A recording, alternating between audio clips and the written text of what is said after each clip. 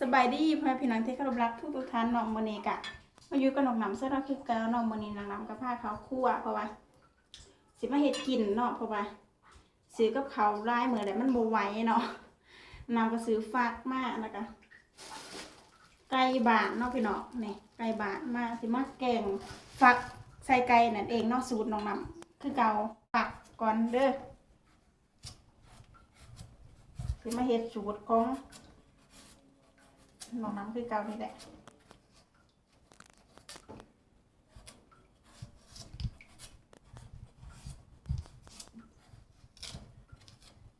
นั่นจากที่เรา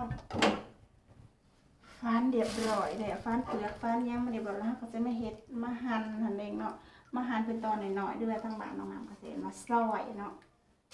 เป็นตอนหน่อยๆ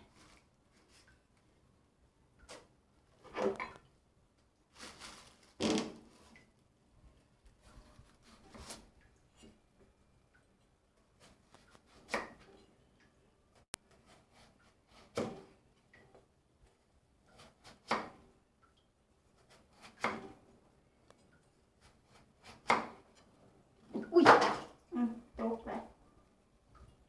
โถยสิก่อนอ่อนอยู่นะสิมาเห็ดเป็นตอนน้อยๆจำพอดีคำหั่นแหละบนหน่อยบนใหญ่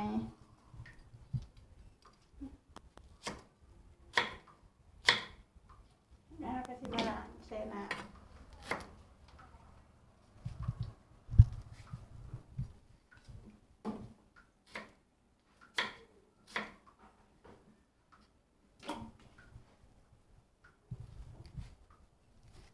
แต่ฟักไหนมันก็ยังอ่อนอยู่เลยพี่น้องให้พอดีเสร็จแต่เอาในมันออก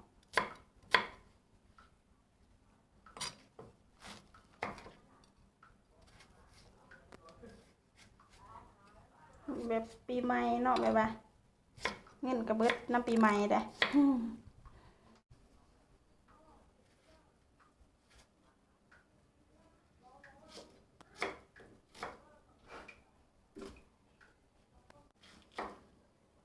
ปกติแล้วนี่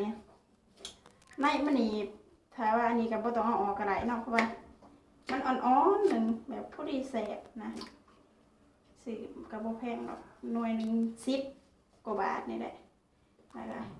ซื้อไก่มา60 กว่าบาทเนาะไฟหนึ่งไก่บาท160ไฟหนึ่งซื้อมาแกงใส่ฝักนั่นเองเนาะนะคะเพราะว่าแกงมันต้องใส่กระเบือน้ำนั่นมันจังสิเสร็จตอนจากที่เราหั่นแล้วเนาะกันโถยแหละเราสิซับไข่แล้วนี่หลังจากที่หั่นแล้วมันก็สิประมาณนี้เนาะนี่แล้วน้ำมันสิมาซับไก่ก่อนนี่ไก่บานเนาะนี่มึงไฟนึงไว้มีหัวมันนำนี่หมดพวงพี่น้องตับไตใส่พุงมันก็อยู่นี่เลยแต่ว่าตับมันคือหน่อยแต่เนาะนี่น้อยหนึ่งไก่เนี่ยตับมันนี่เอาไว้นี่ก่อนเนาะใส่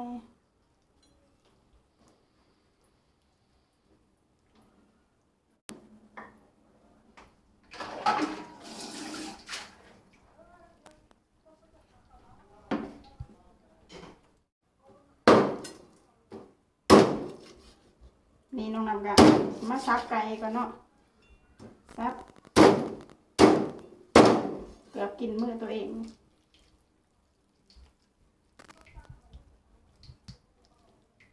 นี่น้องนำกันขางหม้อไปที่เรียบร้อยแล้วเนาะกันขางหม้อแล้วกันใส่บ่อันนี้มั้ย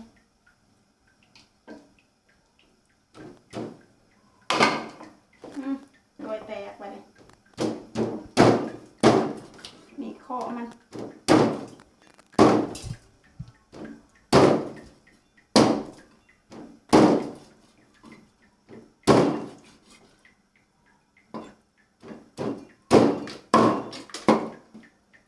ซุปมันนี่ก็ตัดออกเนาะ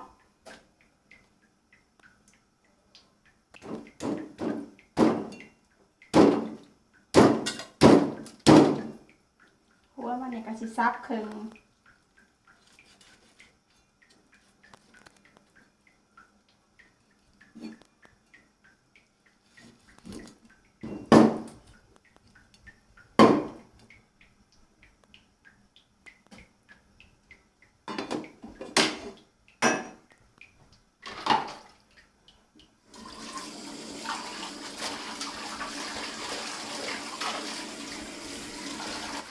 โอเคหลังจากที่ซับไปเรียบร้อยแล้วก็สิมาตำตัดไตมันนี่เด้อ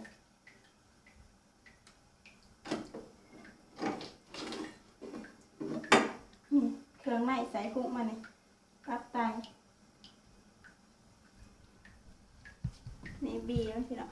ถ้าแตกในคมแต่ถ้าได้บีมันนี่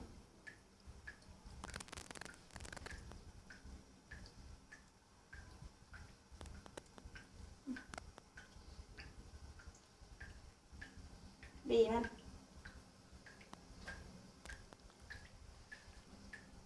ใส่ออนมันทำไม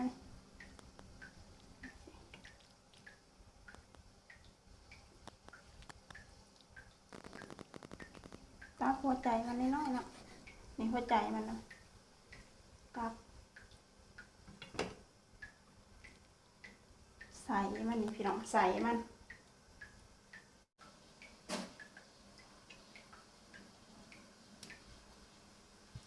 นี่อีแซงมันนี่ไตมันเนาะพี่น้องนี่ไตมันผ่า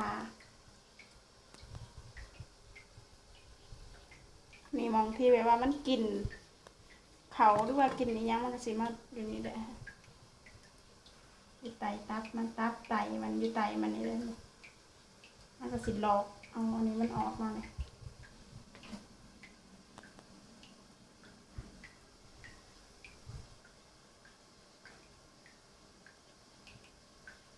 จากนั้นได้ลองนำก็จะเอาฟักลงไปเนาะ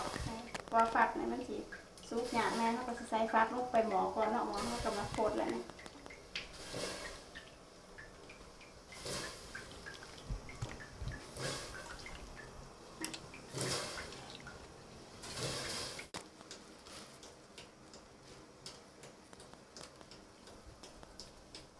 เราซิ้งไข่ด้วยตะไคร้นี่ปลูกเองเนาะพี่น้องบริสุทธิ์ปลูกไปเถิง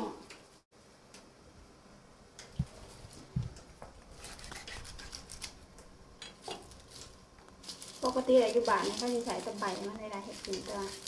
ถ้าไงเขาสิกินแต่หัวมันใบมันก็สิถิ่มเนาะ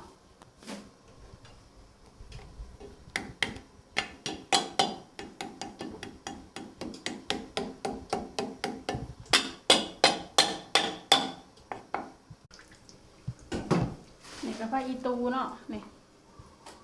เนื้อใบมังลักมานี่ค่ะอันนี้คือใบมังลักหลังจากที่เรานี่เดี๋ยวเราก็จะมาตำแบบเขาเบื่อหรือว่าพริกเนาะเตรียมแกงกันเลยเนาะตำพริกแล้วก็จะเตรียมแกงแล้วไปนี่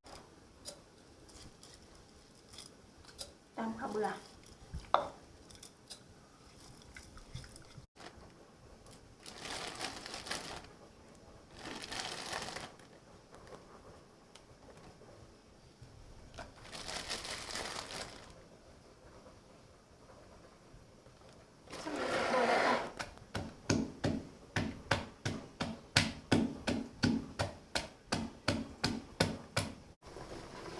ขนาดนั้นคือไก่ลงมาพี่น้อง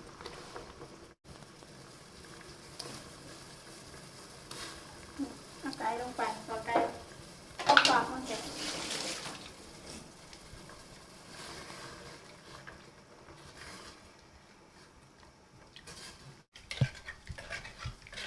อยากจะเสียเนาะค่ะสิมา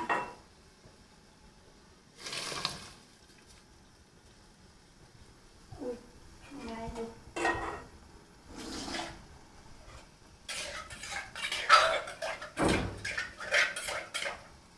ใส่ข้าวเบื่อเนาะพี่น้อง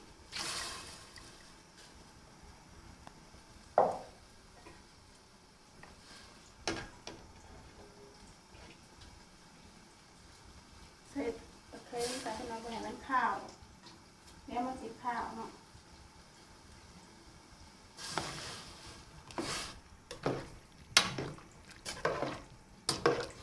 ที่คือสิหน่อยโผดเนาะที่น้องบอกคือบ่แรงปานใดนี่ก็สิใส่เกลือลงไปใส่บ่ได้ปานใดเราก็ให้สิใส่ปลาแหลกอยู่ใส่แป้งนัวเนาะ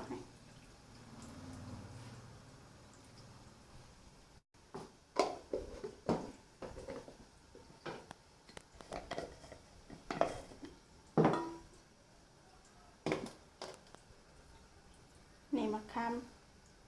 เปรี้ยวใส่ให้มันผสมโผดปลาแหลกมาเนี่ย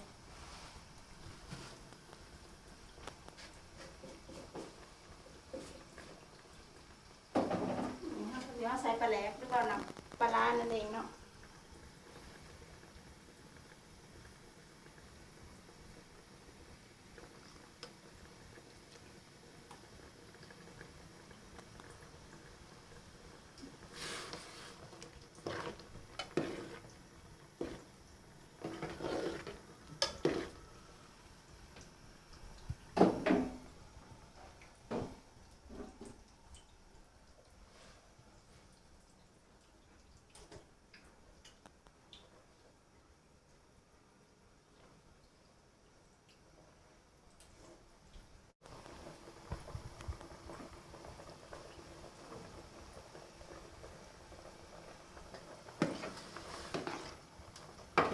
จะกินเยอะกันเลย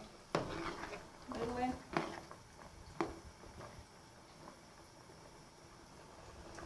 มาเดี๋ยวเราก็รอให้มันสุกก่อนเนาะพี่น้องนี่หลังจากนั้นมันก็เดือดแล้วเนาะพี่น้องเรื่องมันฝดนั่นเองเนาะเราก็สิรอให้ฟักมันสุกก่อนเนาะเดี๋ยวเราก็จะใส่ผักอีตูลงไปเนาะแล้วผักมังลักลงไปตามหลังเนาะแล้วเราก็ป่มมันรออีกสักน้อยหนึงเนาะ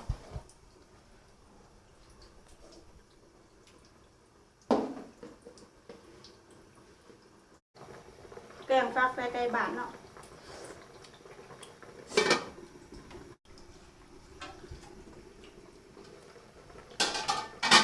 นั่นเดี๋ยวให้ก็จะมาใส่ใบไผ่อีตูเนาะ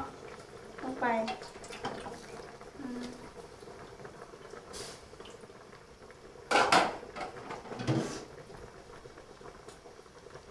ใส่ไผ่อีตูลงไปแล้วจะน้อยให้ก็สิป่งเนาะแต่หนามนี่ก็ค่อยว่ามันคือสิร้ายโผดเนาะแต่ว่าก็ฟ้าไปสดเดี๋ยวอัดฟ้าหมอไปจักน้อยเนาะแล้วก็ป่งมัน